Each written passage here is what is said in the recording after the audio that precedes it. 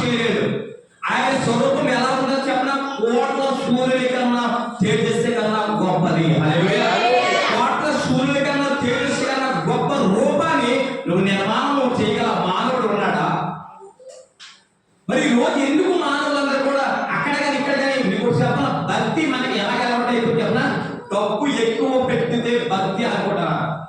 ఎక్కడికన్నా ఒక దిక్కుకి వెళ్ళి విజయవాడ వెళ్ళి గుండు కట్టుకుంటాను, లేకపోతే ఫలానా ఎక్కడ అది సొంతం ఉంటుంది పేరుపాలు వెళ్ళి అక్కడ బోర్లు తీర్థలో భక్తి అనుకుంటున్నాను తప్ప అది అక్కడ భక్తే కాదు, అది విగ్రహానికి కల్పించుకున్న నటన. అది మీరు ప్రమాదాన్ని ముంచేస్తుంది. కొంతమంది ఇంకో బాధ చెప్తాను, మేము పెద్దవాళ్ళు అప్పు చేసి అప్పు తీరట్లేదండి. ఎవరు తీసుకోమని అప్పు నేను ఒకళ్ళు అడిగాను.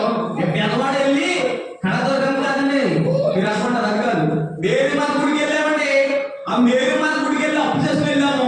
ఆ అప్పు ఇంకా తీరలేదు. ఎవరు చేసుకుని వెళ్ళమన్నాడు అప్పు? దేవుడు అప్పు చేసుకుని వెళ్ళమన్నా నేను. హల్లెలూయా. దేవుడు అప్పు చేసుకుని వెళ్ళమన్నా నేను. ఎలా ఇలాంటి మాట్లాడుతున్నాడు కాకపోతాను.